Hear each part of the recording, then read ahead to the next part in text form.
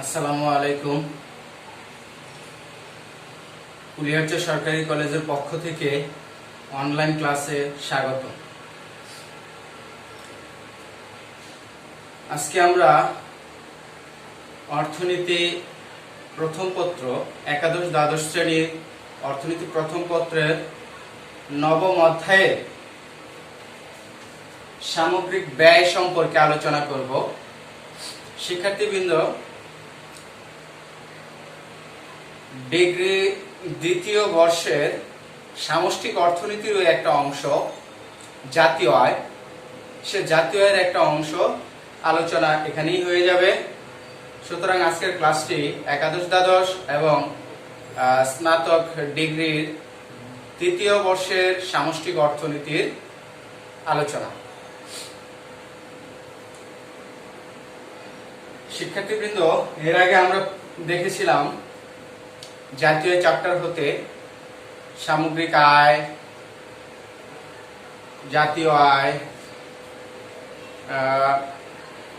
NNP, NDP, GDP এই সমস্ত বিষয় নিয়ে আমরা আরো দুটি ক্লাসে আলোচনা করেছি। আজকে এর পরবর্তী পার্ট আলোচনা করব সামগ্রিক ব্যয়। শিক্ষার্থীবৃন্দ, আমরা জানি যে একটি দেশে সার্বিক ব্যয়ের সমষ্টিকে সামগ্রিক ব্যয় বলা হয়ে থাকে। একটি দেশের সার্বিক ব্যয়ের সমষ্টিকে সামগ্রিক ব্যয় বলা হয়ে থাকে, অর্থাৎ এগ্রিগেট এক্সপেন্ডিচার, সামগ্রিক ব্যয়, এই।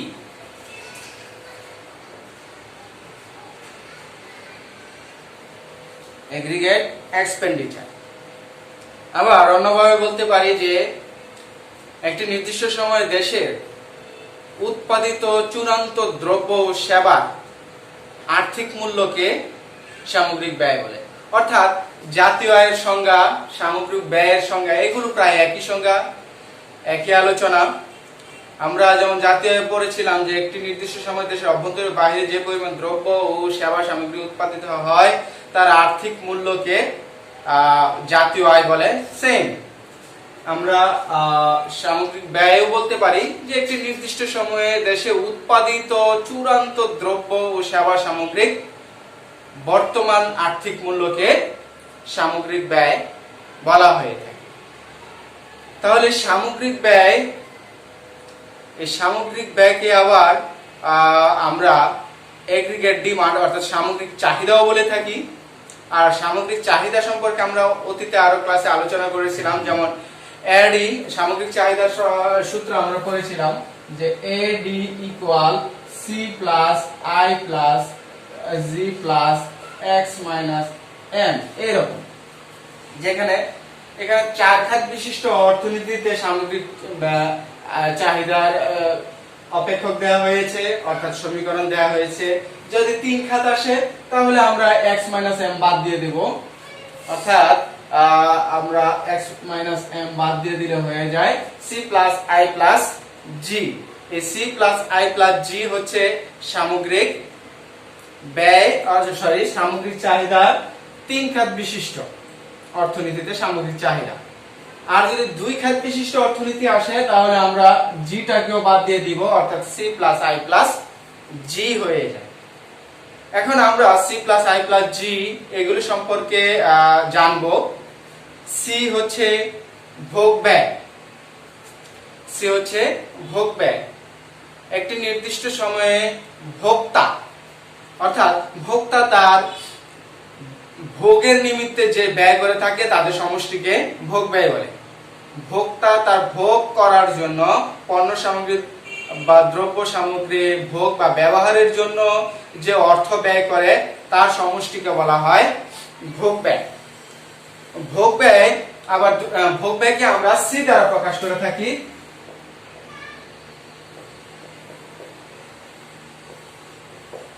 ভোগ ব্যয়কে আমরা সি দ্বারা প্রকাশ করে থাকি। এই ভোগ ব্যয়কে দুই ভাগে বিভক্ত করা হয়ে থাকে। একটি হলো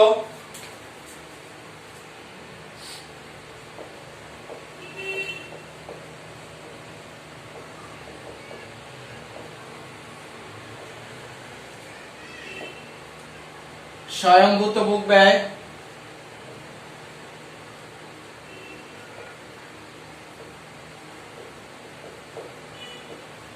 আরেকটি হচ্ছে প্ররোচিত ভোগ ব্যয়।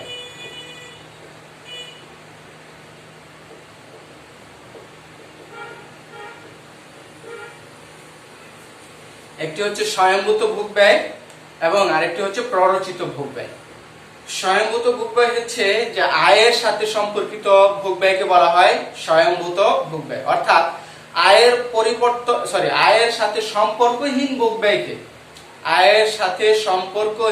ভোগ ব্যয়কে স্বয়ংভূত ভোগ ব্যয় বলা হয়ে থাকে। অর্থাৎ আয়ের পরিবর্তনের ফলে যে ভোগের কোনরূপ পরিবর্তন হয় না তাকে স্বয়ংভূত ভোগ ব্যয় বলা হয়ে থাকে। আর স্বয়ংভূত ভোগ ব্যয়কে আমরা এ দ্বারা প্রকাশ করে থাকি, সি এ দ্বারা প্রকাশ করে থাকি, অথবা সি জিরো দ্বারা প্রকাশ করে থাকি। স্বয়ংভূত ভোগ ব্যয় এ অথবা সি এ বা সি জিরো দ্বারা প্রকাশ করে থাকে, অর্থাৎ সি জিরো বা সি নট বলে থাকি আমরা। তাহলে যে ভোগ ব্যয় আয়ের সাথে সম্পর্কহীন, অর্থাৎ আয়ের পরিবর্তনের ফলে যে ভোগ ব্যয়ের কোনো পরিবর্তন হয় না তাকে স্বয়ংভূত ভোগ ব্যয় বলে। এখন প্ররোচিত ভোগ ব্যয়, এটা হলো স্বয়ংভূত ভোগ ব্যয়ের বিপরীত। যেমন আয়ের পরিবর্তনের ফলে যে ভোগের পরিবর্তন ঘটে তাকে প্ররোচিত ভোগ ব্যয় বলে। অর্থাৎ জাতীয় আয় বা ব্যক্তির আয় পরিবর্তনের ফলে যে ভোগের পরিবর্তন হয় তাকেই প্ররোচিত ভোগ ব্যয় বলে। আয়ের পরিবর্তন হলে এই ভোগ ব্যয়ের পরিবর্তন হবে, আয় বাড়লে ভোগ ব্যয় বাড়বে, আয় কমলে ভোগ ব্যয় কমবে। কিন্তু প্ররোচিত স্বয়ংভূত ভোগ ব্যয় আয় বাড়লে বা কমলে ওই ভোগের কোনো পরিবর্তন হয় না। প্ররোচিত ভোগ ব্যয়কে আমরা সি প্রাইম অথবা বি ওয়াই দ্বারা প্রকাশ করে থাকি। সি প্রাইম অথবা বি ওয়াই অথবা সি বি দ্বারা প্রকাশ করে থাকি। আয়ের পরিবর্তনের ফলে এই ভোগের পরিবর্তন হবে। স্বয়ংভূত ভোগ ব্যয় হলো আয়ের পরিবর্তনের ফলে এই ভোগের পরিবর্তন হয় না। যেমন ভোক্তার ইনকাম নাই, আয় নাই, তাহলে কি ভোক্তা বা ব্যক্তি না খেয়ে থাকবে? নিশ্চয় না। মানুষের ইনকাম থাকুক অথবা না থাকুক তাকে কি করতে হবে? অবশ্যই খেতে হবে। যেহেতু তার পেট আছে তাই তাকে অবশ্যই ভোগ করতে হবে, খেতে হবে। তাহলে সে এই ভোগটা কোথা থেকে করবে? সে তার পূর্বে সঞ্চিত অর্থ থেকে করবে, অথবা বন্ধু বান্ধব, আত্মীয় স্বজন তাদের কাছ থেকে ধার নিয়ে তার এই ভোগ করবে। আর এটা যেহেতু আয়ের সাথে পরিবর্তন হচ্ছে না তাই এটাকে বলা হয় স্বয়ংভূত ভোগ ব্যয়। আর প্ররোচিত ভোগ ব্যয় হলো আয়ের পরিবর্তনের ফলে পরিবর্তন হয়ে থাকে। এখন চলে আসি আমরা স্বয়ংভূত ভোগ ব্যয় যেহেতু আয়ের সাথে পরিবর্তন হয় না তাই স্বয়ংভূত ভোগ ব্যয় রেখাটা ভূমি অক্ষের সমান্তরাল হয়ে থাকে। ভূমি অক্ষের সমান্তরাল হয়ে থাকে, যেমন ওয়াই সি। আয় যেমন এটা আয়, ওয়াই হলো আয়। আয় 0 থেকে 100 হলো, 100 থেকে 200 হলো, কিন্তু তার ভোগ এর মান ধরে নিলাম 10, তাহলে এখানেও তার 10, এখানেও তার 10। যদি আমি আয় 300 নিই, এখানেও 10ই হবে। বুঝতে পারছি যে আয়ের পরিবর্তনের ফলে এই ভোগের কোনো পরিবর্তন হয় না, কিন্তু প্ররোচিত ভোগ আয়ের পরিবর্তনের ফলে পরিবর্তন হয়ে থাকে। যেমন প্ররোচিত ভোগ আয়ের পরিবর্তন হলে পরিবর্তন হয়ে থাকে বলে ইহা বাম দিক হতে ডান দিকে ঊর্ধ্বগামী হয়, তবে মূলবিন্দু থেকে ওঠে। মূলবিন্দু যেমন মূলবিন্দু হলো এটা, এটা হলো আয়, এখানে ভোগ, এর মূলবিন্দু থেকে উঠে কিন্তু সেটা 45 ডিগ্রি রেখার নিচে অবস্থান করে। প্ররোচিত ভোগ ব্যয় রেখা মূলবিন্দু থেকে উঠবে, মূলবিন্দু থেকে ডান দিকে ঊর্ধ্বগামী হবে, বা 45 ডিগ্রি রেখার নিচে অবস্থান করবে। এর কারণ হচ্ছে এখানে বি, এর কারণ হচ্ছে বি। বি হচ্ছে প্রান্তিক ভোগ প্রবণতা। প্রান্তিক ভোগ প্রবণতা হচ্ছে যে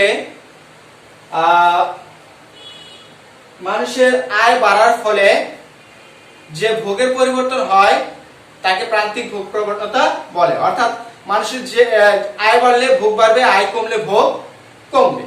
এই কমা বা বাড়ার বিষয়টাই হচ্ছে প্রান্তিক ভোগ প্রবণতা।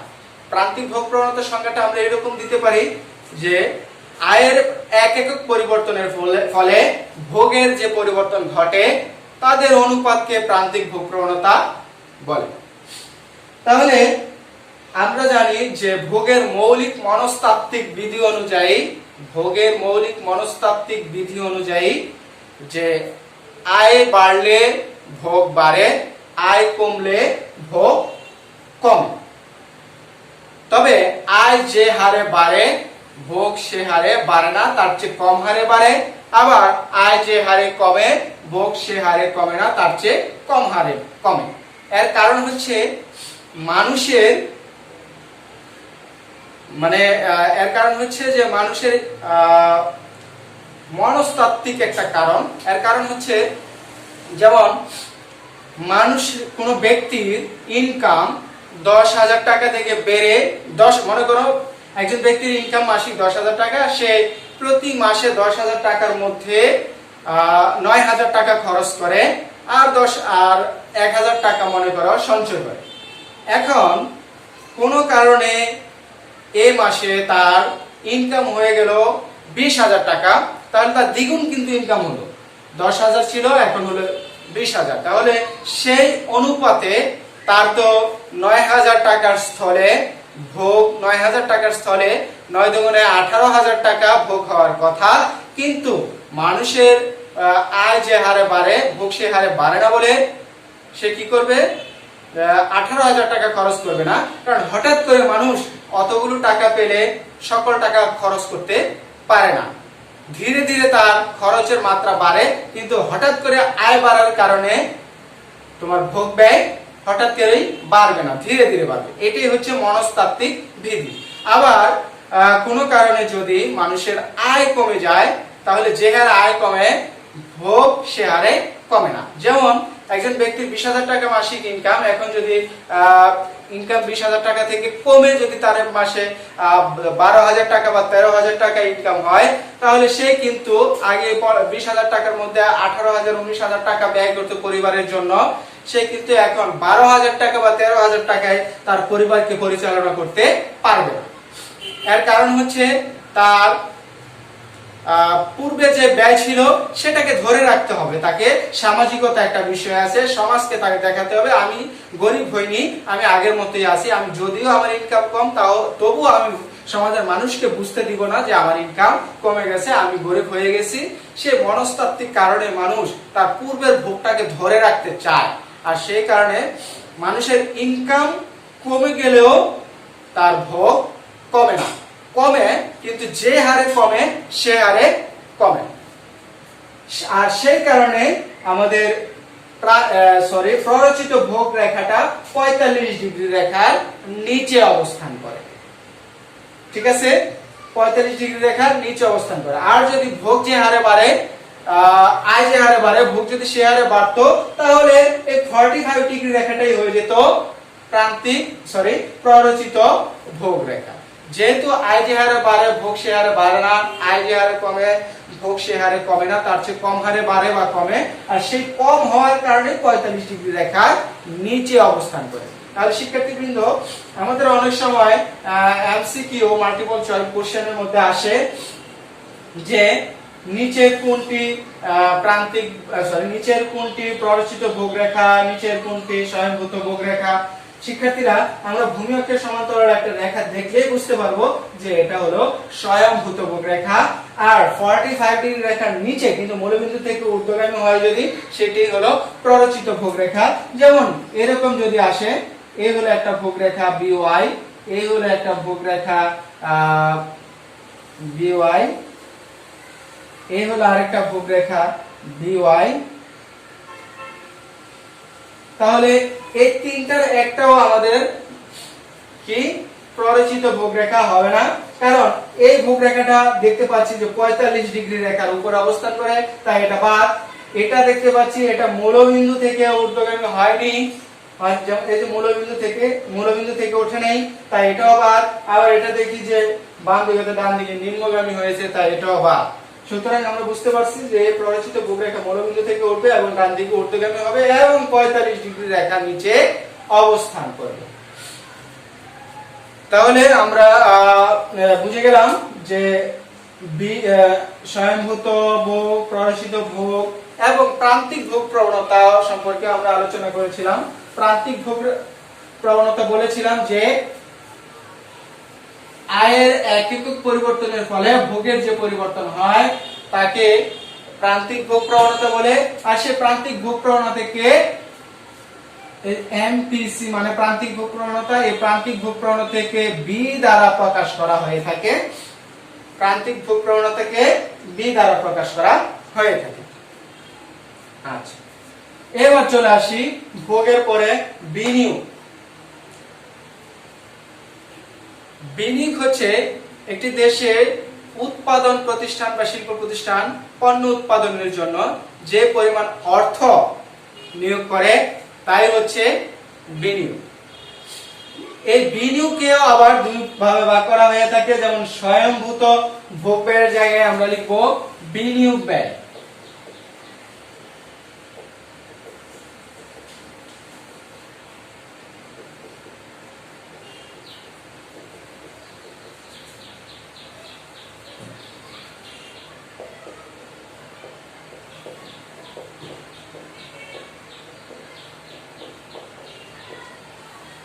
বিনিয়োগ ব্যয়, বিনিয়োগ ব্যয় দুই প্রকার, স্বয়ংভূত বিনিয়োগ, প্ররোচিত বিনিয়োগ।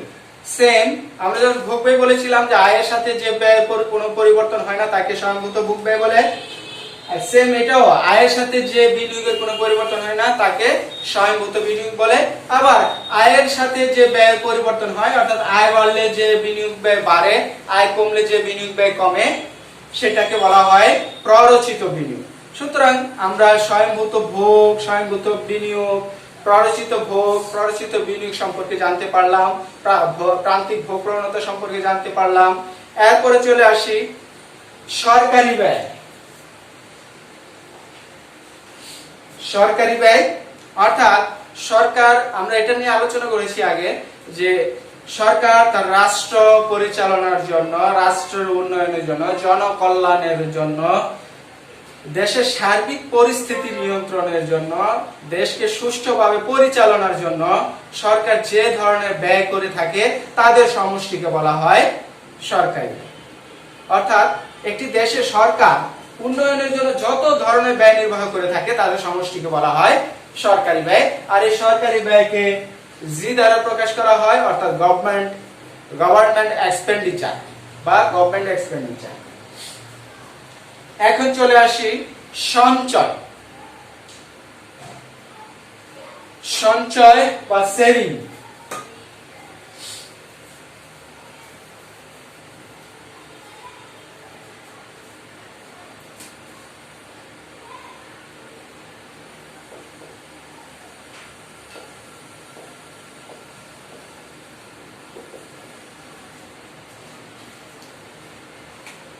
সঞ্চয় ভোক্তা তার আয়ের যে অংশ ভোগের জন্য ব্যয় না করে ভবিষ্যতের জন্য রেখে দেয়, সে অংশটাই হচ্ছে সঞ্চয়। ভোক্তা তার আয়ের যে অংশ ভোগের জন্য ব্যয় না করে ভবিষ্যতের জন্য রেখে দেয়, সে অংশটাই হচ্ছে সঞ্চয়। যেমন একজন ভোক্তা বা একজন ব্যক্তির মাসিক আয় 10,000 টাকা, এর মধ্যে সে ব্যয় করে 9,000 টাকা, আর 1,000 টাকা যে রয়ে গেল সেটাকে বলা হয় সঞ্চয়। তাহলে বুঝতে পারছি যে সঞ্চয় হচ্ছে তার ইনকাম থেকে ভোগ ব্যয় বাদ দিলে যা অবশিষ্ট থাকে তাকে সঞ্চয় বলে। যেমন সঞ্চয় সূত্রটা তখন হয়ে যাবে সঞ্চয় equal Y minus C. S হচ্ছে সেভিং সঞ্চয়, ওয়াই হলো জাতীয় আয় মানে আয়, আর সি হচ্ছে ভোগ ব্যয়। তাহলে আয় থেকে ব্যয় বাদ দিলে, ভোগ ব্যয় বাদ দিলে যা অবশিষ্ট থাকে তাকে বলা হয় সঞ্চয়। এই সঞ্চয়ের দুই প্রকার, স্বয়ংভূত সঞ্চয় আর এটা হলো প্ররোচিত সঞ্চয়। স্বয়ংভূত সঞ্চয় হচ্ছে সেই একই অবস্থা ভোগের পরিবর্তনের স্বয়ংভূত সঞ্চয় হলো আয়ের পরিবর্তন ছাড়া, যে আয়ের পরিবর্তন ছাড়া বা আয় একজন ব্যক্তির যে ইনকাম না তাকে ভোগ করতে হয়, সে ভোগের টাকাটা সে ওই ভোগটা কোথায় থেকে করে, তার পূর্বের সঞ্চয় থেকে করে থাকে। তাহলে মানুষের ইনকাম ছাড়া যে ভোগটা করে থাকে ওই ভোগটাই হলো তার স্বয়ংভূত সঞ্চয়, অর্থাৎ এই ক্ষেত্রে সঞ্চয় হয়ে যাবে ঋণাত্মক, স্বয়ংভূত সঞ্চয় হয়ে যাবে ঋণাত্মক। স্বয়ংভূত সঞ্চয়কে মাইনাস এ দ্বারা প্রকাশ করা হয়ে থাকে, অর্থাৎ স্বয়ংভূত সঞ্চয় সর্বদাই মাইনাসের হয়ে থাকে, কারণ মানুষের আয় ভোগ করে, কতটুকু ভোগ করে তার সঞ্চয় থেকে নিয়ে যায়, আর সেই কারণে ওই সঞ্চয়টা ঋণাত্মকের হয়, অর্থাৎ মাইনাসের হয়, আর এটাই হলো স্বয়ংভূত সঞ্চয়। আর এটা হলো প্ররোচিত সঞ্চয়, অর্থাৎ আয়ের পরিবর্তনের ফলে যে সঞ্চয়ের পরিবর্তন হয় সেটাকে প্ররোচিত সঞ্চয় বলে। আয় বাড়লে সঞ্চয় বাড়ে, আয় কমলে সঞ্চয় কম। আরেকটা বিষয় যে আমাদের সঞ্চয় রেখা অনেক সময় পরীক্ষায় আসে, নিচের কোনটি সঞ্চয় রেখা? সঞ্চয় রেখা এই হলো আমাদের সঞ্চয় রেখা, এলো ওয়াই, এখানে সঞ্চয়, এখানে ওয়াই মূলবিন্দু, এটা মূলবিন্দু, এই হলো মাইনাস এ, এই হলো এখানে হলো আয় এবং সঞ্চয় রেখা পরস্পরকে ক্রস করেছে, অর্থাৎ এখান থেকে সঞ্চয় ধনাত্মক হওয়া শুরু করবে, আর এর আগের অংশটুকু হলো সঞ্চয় ঋণাত্মক। এইটুকু হলো আমার প্ররোচিত স্বয়ংভূত সঞ্চয়, আর এইটুকু হলো আমার প্ররোচিত সঞ্চয়।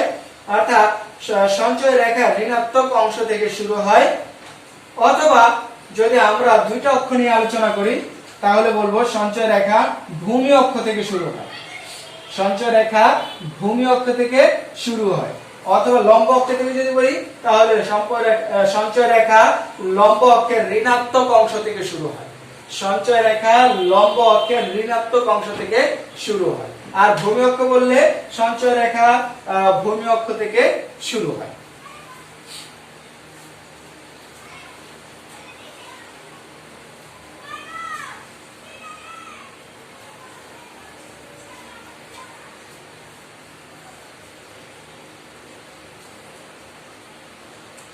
এখন চলে আসি একটা অপেক্ষক নেই, আমরা উদ্দীপকের মতো আলোচনা করি।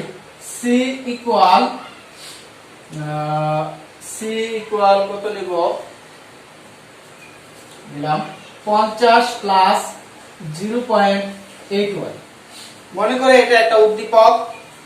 এখন এটা থেকে বলা হয়েছে এ এবং বি এর মান নির্ণয় করো, অর্থাৎ স্বয়ংভূত ভোগ ও প্ররোচিত স্বয়ংভূত ভোগ ও প্রান্তিক ভোগ প্রবণতা বের করতে বলা হয়েছে। স্বয়ংভূত ভোগ ও প্রান্তিক ভোগ প্রবণতা, অর্থাৎ আমার প্রশ্নটা হলো এ ও বি এর মান নির্ণয় করো।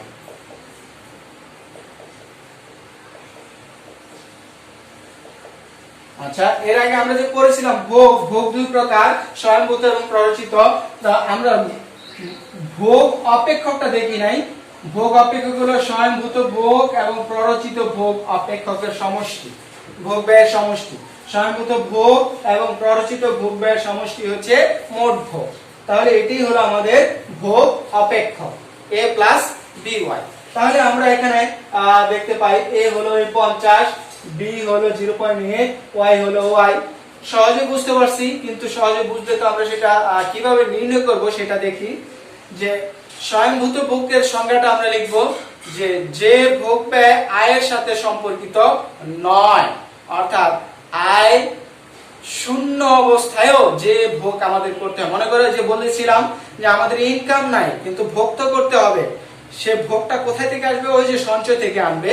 তো ওই সঞ্চয়ের টাকাটুকু কতটুকু, অর্থাৎ আয় নাই এরপর আমি কত টাকা খেলাম বা আমার পরিবারের জন্য কত টাকা ব্যয় করলাম, সেটাই হলো আমার স্বয়ংভূত ভোগ। তাহলে আমরা আয় নাই মানে y ইকুয়াল 0, আয় নাই মানে হলো y ইকুয়াল 0। এই y ইকুয়াল 0 হলেই আমরা যে ভোগ পাবো সেটাই হলো স্বয়ংভূত ভোগ। তাহলে y ইকুয়াল 0 হলো c ইকুয়াল 50 প্লাস 0.8y, যে আমরা ভোগ অপেক্ষকটা দিয়েছি সেটা থেকে আমরা মান বসাই দেই 50 প্লাস 0.8, y এর মান 0 ইকুয়াল 50 প্লাস 0 দিয়ে কোনো কিছুকে গুণ করলে হয় 0, অর্থাৎ এখানে 50। অতএব স্বয়ংভূত ভোগ পেয়ে গেলাম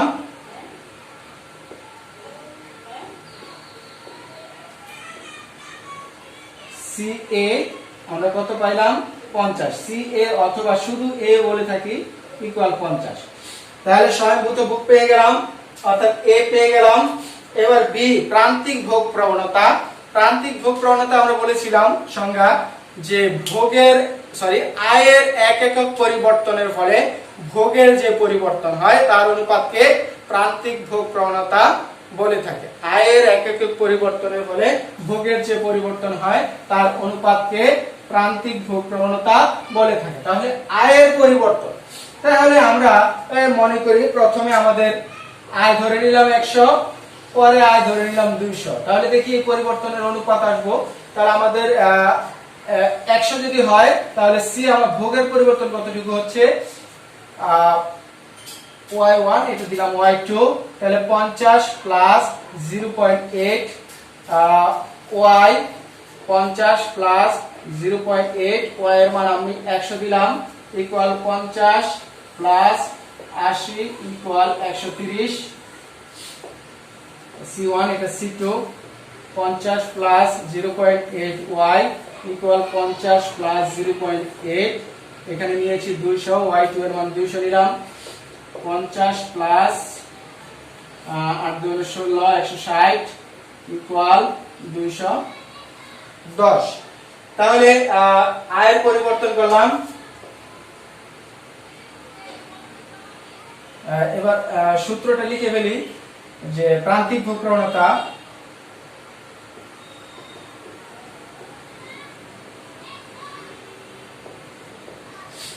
এমপিসি অথবা বিও বলে থাকি, এমপিসি বা বি ইকুয়াল, এটা সূত্র হলো delta Y by delta C.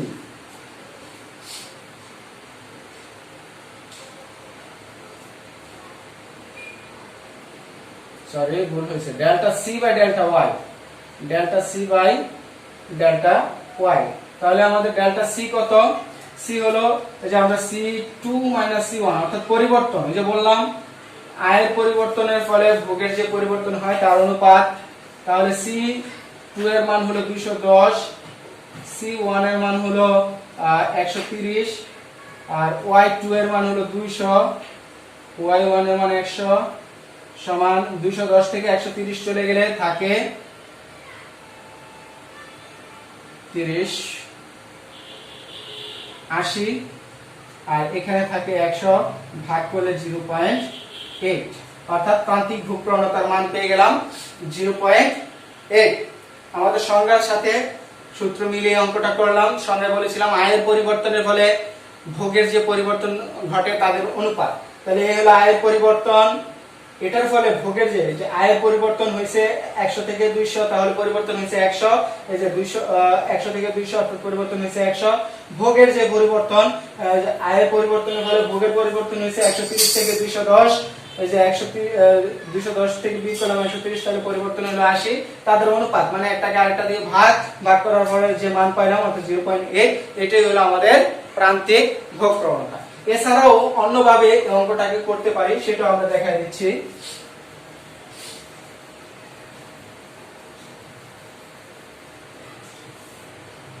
আমরা সূত্র দিয়ে করে ফেলতে পারি। আমরা জানি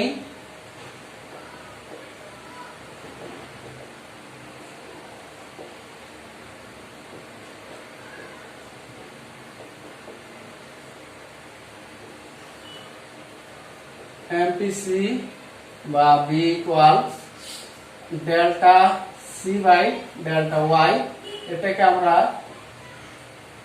ডিসি বাই ডিওয়াই লিখতে পারি।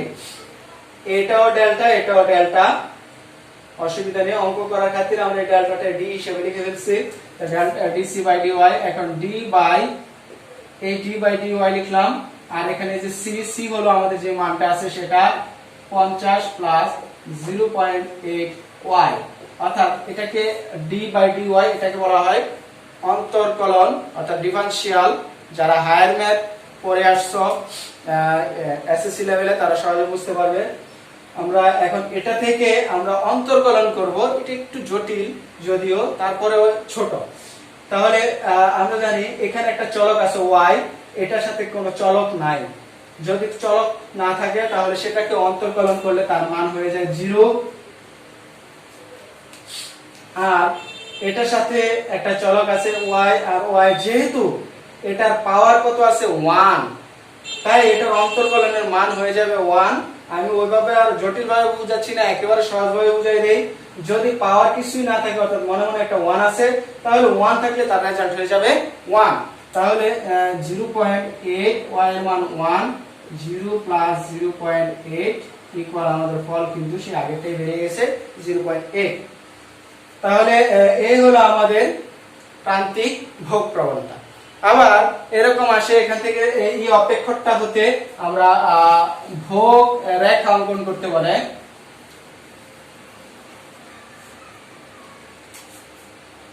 ভোগ রেখা অঙ্কন করো।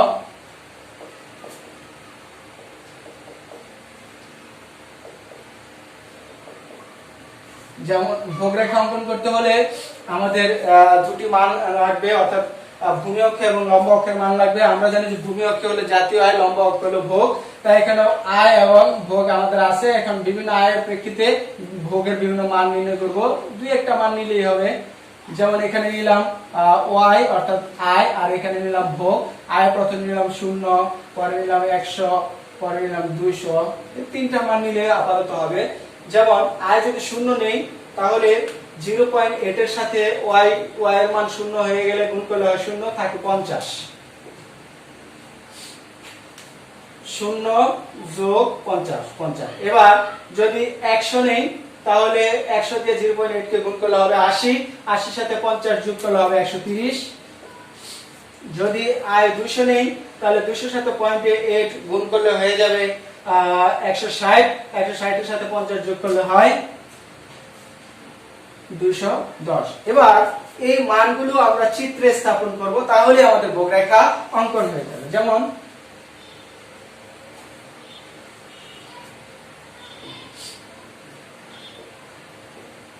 একশো, 200। ভোগ আমরা নিই 50, 100, 150, 200, 250।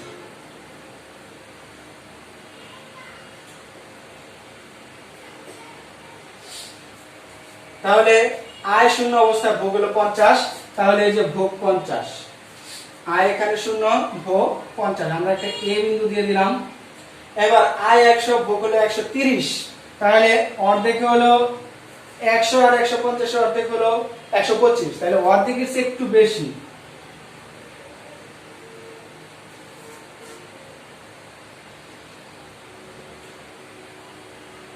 এই হলো আমরা b বিন্দু পেলাম, অর্ধেকের চেয়ে একটু বেশি দিলাম, তাহলে 130 হলো। তারপর y 200 আর c হলো 210, 210 হলো 200 এর একটু উপরে c। এই হলো আমার 200।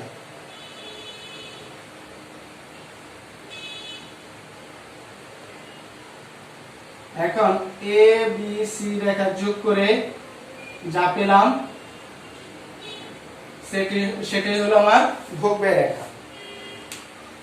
তথ্যগুলো আমরা কিভাবে স্থাপন করলাম দেখতে পেলাম। 0 আর 50, এখানে 100 আর 30, যে y এর 100 আর 130 c বিন্দু নিলাম, b বিন্দু হয়ে গেল। y এর 200, c এর 210, 200 আর 210 নিয়ে হয়ে গেল c বিন্দু। এখানে a b c যোগ করে যে রেখা পেলাম সেটা হলো ভোগ ব্যয় রেখা। তাহলে আমরা এরকম এটা থেকে ভোগ ব্যয় রেখা অঙ্কন বুঝে গেলাম। পরীক্ষায় আসলে এটা বিশ্লেষণটা দেব। ভূমি অক্ষে আয়, লম্ব অক্ষে ভোগের পরিমাণ নির্ণয় করা হলো। সূচিতে আয় 0 অবস্থায় ভোগ 50, যা চিত্রে স্থাপন করলে a বিন্দু পাই।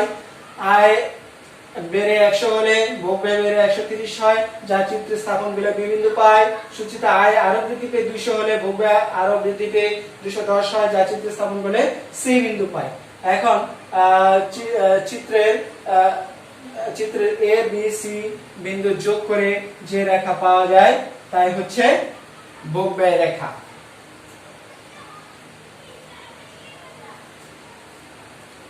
আচ্ছা, এবার চলে আসি যে এখান থেকে সঞ্চয় রেখা অঙ্কন করো।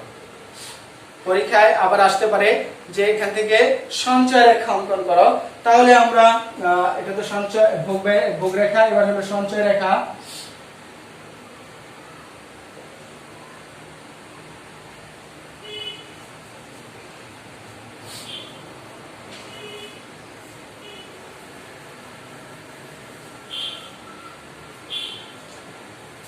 সেম এটা তো অঙ্কনই করলাম, এটা বানাতে হবে, এটা তো বুঝতে পারছি কিভাবে হয়েছে।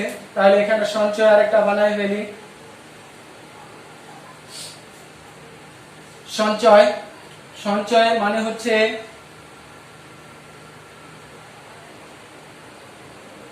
s equal y minus c। সঞ্চয়ের সূত্র s equal y minus c। তাহলে y থেকে c বিয়োগ করলে কত হচ্ছে আমরা সহজে বুঝতে পারছি, বিয়োগ করলে হলো 50। আবার y থেকে c বিয়োগ করলে এখানে হচ্ছে 30, এটা বিয়োগ করলে হচ্ছে -10। আরো একটা মান নিয়ে নেই, চারটা মান নেই, তাহলে সহজ হবে বুঝতে। আরো 300 নিলে এখানে হয় 3 8 24 240 আর 50 240 আর 50 290, তাহলে এখানে হয়ে গেল 10। এখন এই তথ্যগুলো চিত্র স্থাপন করলে, অর্থাৎ y এবং s দিয়ে যে তথ্যটা আসছে এই তথ্যটা চিত্র স্থাপন করলেই হয়ে যাবে সঞ্চয় রেখা। সঞ্চয় রেখা দেখতে পাচ্ছি যে ঋণাত্মকের মান আছে আবার ধনাত্মকের মান আছে সঞ্চয়ে। তাই আমরা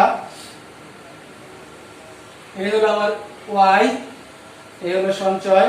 সঞ্চয়ের মান ঋণাত্মকের ধনাত্মকের দুইটাই নিতে হবে। ঋণাত্মকের মান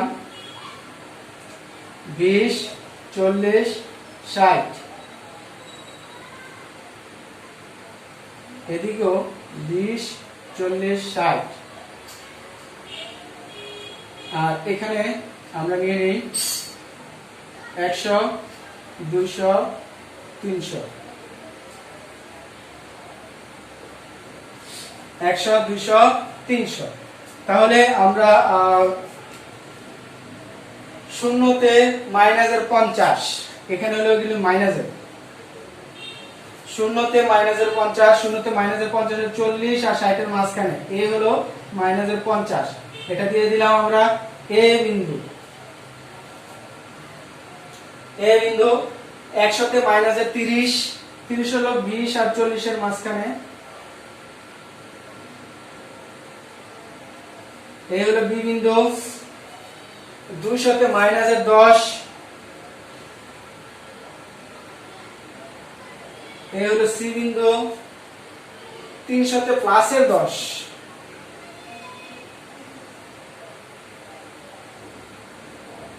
এই হলো ডি বিন্দু। এখন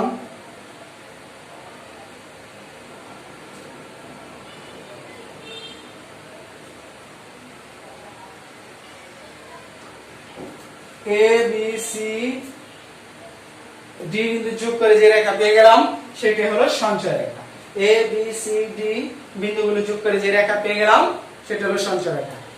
ব্যাখ্যাটা এরকম হবে, ভূমি অক্ষে জাতীয় লম্বকে সঞ্চয় নির্দেশ করে হলো আয় শূন্য অবস্থায় সঞ্চয় মাইনাসের 50 চিত্র স্থাপন করলে এ, আয় 100 অবস্থায় মাইনাস সঞ্চয় মাইনাসের 30 চিত্র স্থাপন করলে বি, আয় 200 অবস্থায় সঞ্চয় মাইনাসের 10 চিত্র স্থাপন করলে সি, আয় 300 অবস্থায় সঞ্চয় 10 চিত্র স্থাপন করলে ডি বিন্দু পাই। এখন চিত্রে এ বি সি ডি যোগ করে যে রেখা পাওয়া যায় তাই হচ্ছে সঞ্চয় রেখা। কমপ্লিট। আমরা এটা হয়ে গেল। এবার যদি পরীক্ষা আসে যে প্রান্তিক সঞ্চয় নির্ণয় করো, এমপিএস নির্ণয় করো।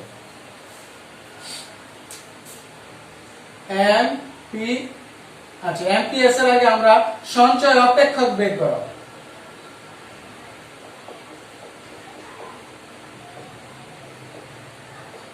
এটা যদি আসে এটা থেকে, তাহলে আমরা তো জানি সূত্র তো এটাই জানি, আমরা জানি সঞ্চয় s equal y minus c। তাহলে y minus c এর মান তো এই যে এটা আছে 50 plus 0.8y equal y minus 50 plus এর minus এর minus 0.8y equal y থেকে 0.8y, y এর সহগ আছে 1, 1 থেকে 0.8 বিয়োগ করলে আমরা পাচ্ছি 0.2 মাইনাস 50। অর্থাৎ আমাদের স্বয়ংভূতটা আগে লিখতে হবে, তাই মাইনাস 50 আগে লিখতে হবে। এই হলো আমার সঞ্চয় অপেক্ষক। শিক্ষার্থীরা আবার একটু খেয়াল করে, এটা সহগ আছে 1 থেকে 0.8 বিয়োগ করলে যা থাকে তাই হচ্ছে আমাদের 0.2, 1 থেকে 0.8 বিয়োগ করলে 0.2। এই হলো আমার সঞ্চয় অপেক্ষক। এখন আসতে পারে যে প্রান্তিক সঞ্চয় নির্ণয় করো, যেমন এটা এমপিএস ইকুয়াল কত, সেম এটা থেকে এমপিএস বের করে ফেলি, ওই যে ওইভাবেই করে ফেলি আমরা। y এর মান 100 200 করেও হয়, আবার y এর মান যে অঙ্ক দিয়েই হয়, আমরা অঙ্ক দিয়ে করে ফেলি। যেমন এমপিএস ইকুয়াল সূত্র ds বাই অর্থাৎ delta s by delta y, তাহলে ds by dy equal d by dy, s এর মান তো পেয়ে গেছি -50 প্লাস 0.82y ইকুয়াল, এটার সাথে যেহেতু y নাই, আগেই বলেছি চলকের এখানে যদি চলকটা না থাকে, এখানে y চলক, এখানে যেহেতু চলক y নাই তাই এটার মান 0, আর এখানে y আছে অর্থাৎ সহগ 1 আছে, পাওয়ার 1 আছে, তাই তার মান হয়ে গেল 1, 0.2 তো থাকবেই, গুণ করলে হয় 0.2, তাহলে এমপিএস এখানে 0.2। এখন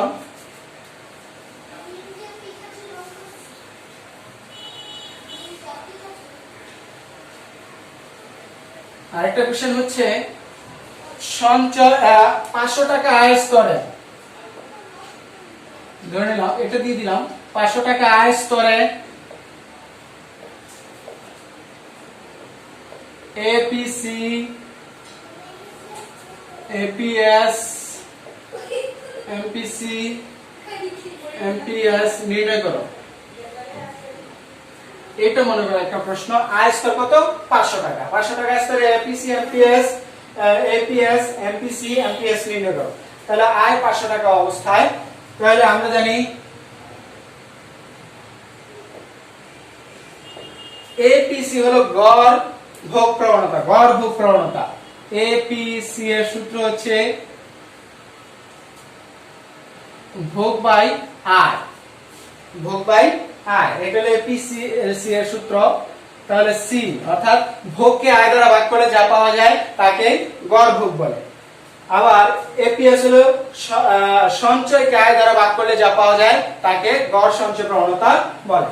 তাহলে সি এর মান তো এখানে আছে 50 প্লাস 0.8y, আর এখানে আছে এই y, আর আমাদের বলা হয়েছে 500 টাকা আয়, মানে y ইকুয়াল 500, y ইকুয়াল 500, তাহলে 50 প্লাস 0.8, y এর মান 500 বসাই দিলাম, এখানে y এর মান 500 বসাই দিলাম, যেহেতু y ইকুয়াল 500 ইকুয়াল 50 প্লাস 5 8 40 অর্থাৎ 400 বাই 500 ইকুয়াল 450,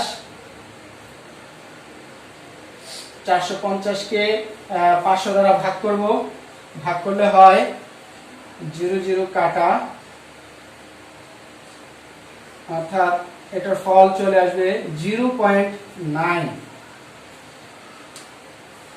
0.9 হবে। তাহলে গড় ভোগ প্রবণতা আমরা পেয়ে গেলাম।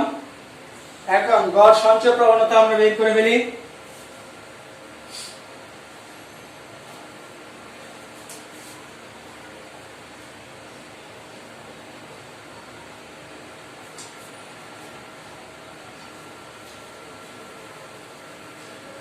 গড় সঞ্চয় প্রবণতা আমরা সঞ্চয়টা তো বের করেছিলাম, কত যে সঞ্চয় ভাবে বের করে নিতে হবে, যদি না বের করে থাকি যে সঞ্চয় ইকুয়াল y মাইনাস সি, তাহলে y মাইনাস সি এর মান আছে 50 plus 0.8y equal y minus 50 plus minus 0.8y, আগেও বের করেছি, তাহলে এটা থেকে এটা বিয়োগ করলে মাইনাস 50 লিখলাম, এখানে প্লাস 0.2y, কারণ এটা সহগ আছে 1 থেকে 0.8 বিয়োগ করলে 0.2, এই হলো সঞ্চয়। এবার অতএব গড় সঞ্চয় প্রবণতা অর্থাৎ এপিএস ইকুয়াল সেম সঞ্চয়কে আয় দ্বারা ভাগ করলে যা পাওয়া যায় তাকে গড় সঞ্চয় প্রবণতা বলে সঞ্চয়ের মান পাওয়া গেছে -50 প্লাস 0.2y বাই y, মান বসাই দেই। y এর মান তো আয় বলছে 500 টাকা,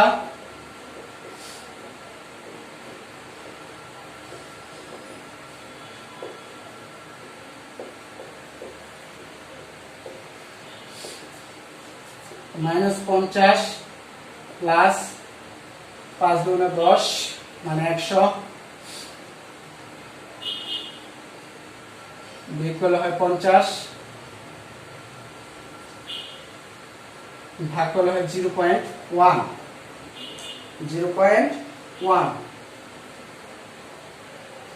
এই হলো গড় সঞ্চয় প্রবণতা পেয়ে গেলাম, অর্থাৎ এপিএস ইকুয়াল 1। এরপরে আরেকটা হচ্ছে MPC.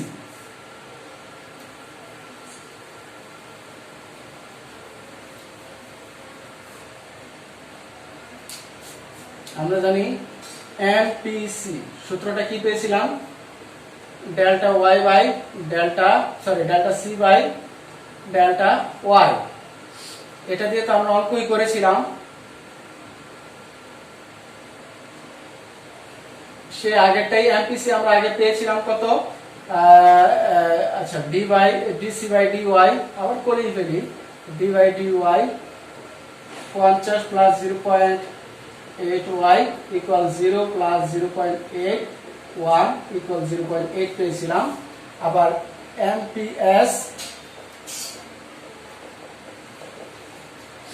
Amps same, delta S by delta Y equal D S by D Y equal D by dy.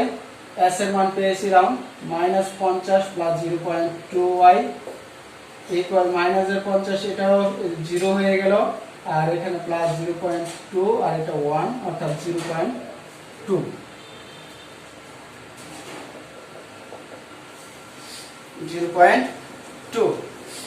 তাহলে এই হয়ে গেল আমরা অঙ্ক এপিসি, এপিএস, এমপিসি, এমপিএস এর মান নির্ণয় করে ফেললাম।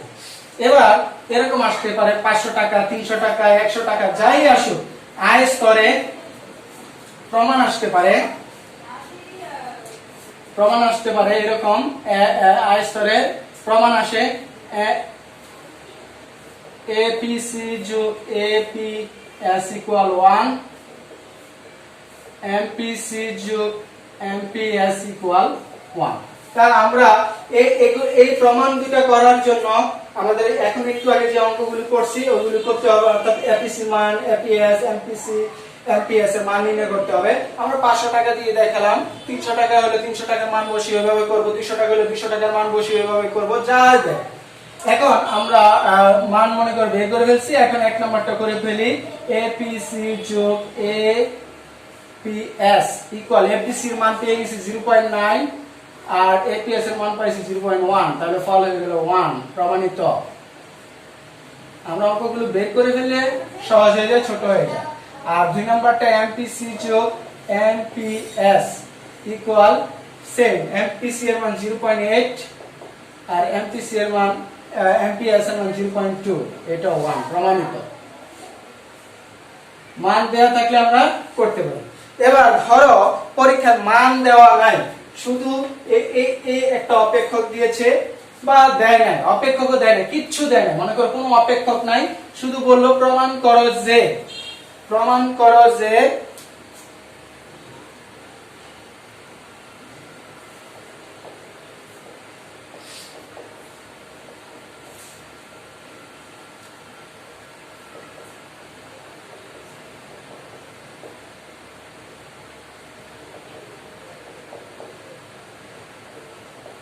এই দুটা কিছুই দেয় না, শুধু বলছে এটা। বিশেষ করে ডিগ্রি ক্লাসে অর্থাৎ সামষ্টিক অর্থনীতিতে এই প্রশ্নগুলো বেশি আসে।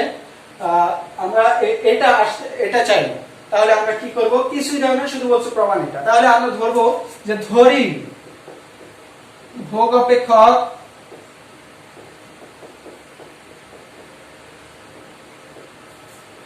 C equal A plus BY। এটা তো ভোগ অপেক্ষক আমরা আগেই জানি।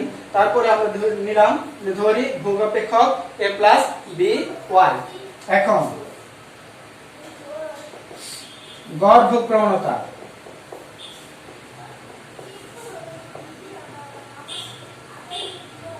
APC equal C by Y।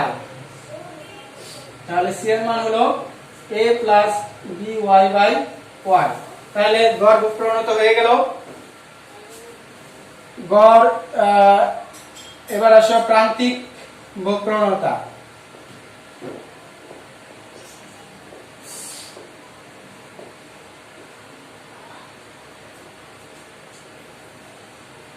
MPC equal delta C by delta Y D by DC by DY D by DY C এর মান বসায় দেই A প্লাস BY।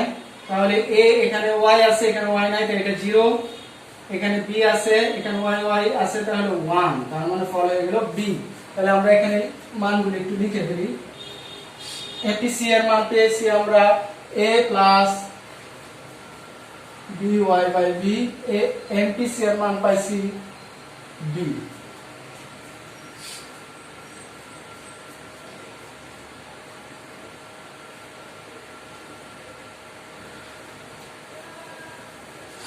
এবার বাকি দুইটা করার জন্য সঞ্চয় অপেক্ষক বের করতে হবে।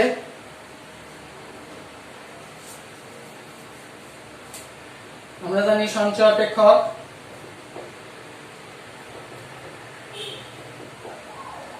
সঞ্চয় S equal Y minus C, Y minus C এর মান A plus BY, Y minus A minus plus plus A minus minus BY equal Y minus A থাকলো প্লাস Y মাইনাস BY সাজিয়ে নিলাম, মাইনাস এটা আগে নিয়ে আসলাম, প্লাস Y কমন নিয়ে নেই, তাহলে 1 মাইনাস BY।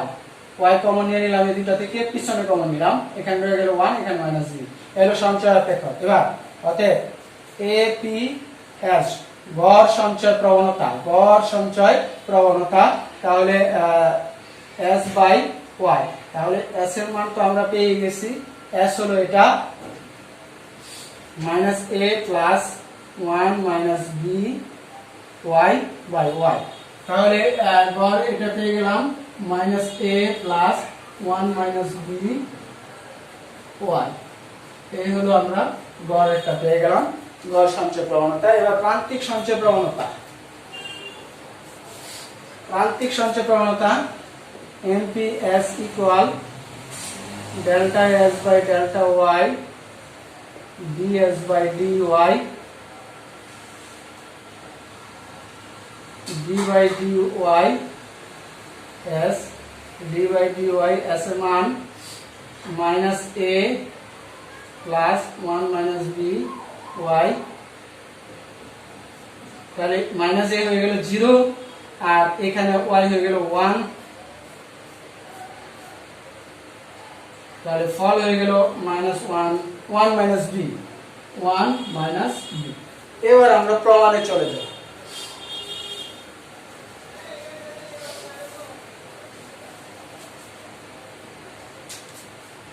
এক নম্বর প্রমাণে APC প্লাস APS ইকুয়াল 1,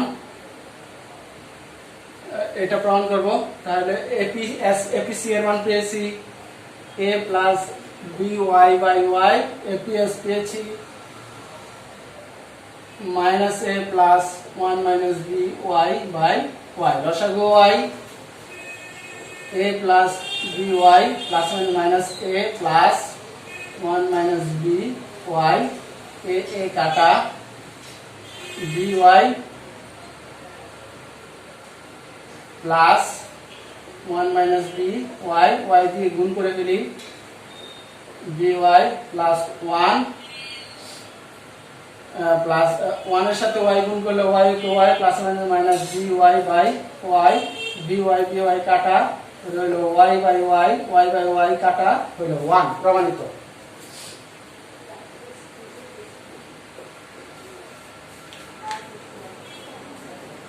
প্রমাণিত। এবার 2 নম্বর,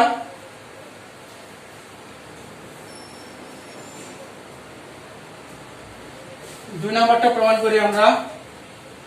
এপিসি এর মান পেয়ে গেছি b আর প্লাস এমপিএস এর মান পেয়ে গেছি 1 মাইনাস b, তাহলে b plus 1 minus b, b কাটা 1 প্রমাণিত। অর্থাৎ আমাদের মান দেওয়া থাকলেও অঙ্ক হবে, মান ছাড়াও অঙ্ক হবে। প্রিয় শিক্ষার্থীবৃন্দ, আমরা আজকের মতো এখানে ক্লাস শেষ করছি। তোমরা সুস্থ থেকো, ভালো থেকো, দেখা হবে পরের ক্লাসে। আল্লাহ হাফেজ।